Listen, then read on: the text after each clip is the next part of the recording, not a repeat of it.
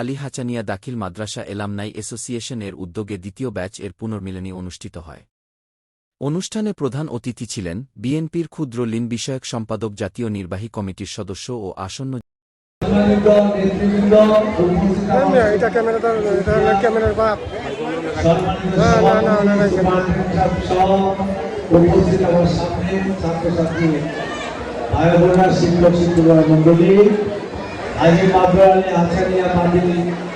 দাখিল মাদ্রাসার আজকে 35তম জন্মদিন। অনেক ভালো হয়েছে, প্রতিষ্ঠানটি সুন্দর হয়েছে, উন্নত হয়েছে। আমরা এই মাদ্রাসা শিক্ষা ব্যবস্থা আরো প্রসারণ শিক্ষায় মানুষ আসক্ত হবে, তত সমাজে অন্যায় অত্যাচার জুলুম বন্ধ হবে।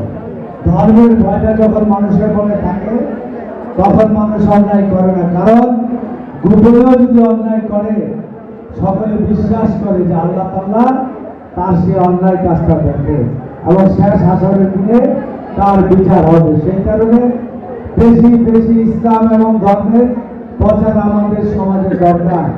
বিগত 17 বছর ওয়াজ নসিহত সহ আমাদের ইসলামের প্রচারে বন্ধ ছিল।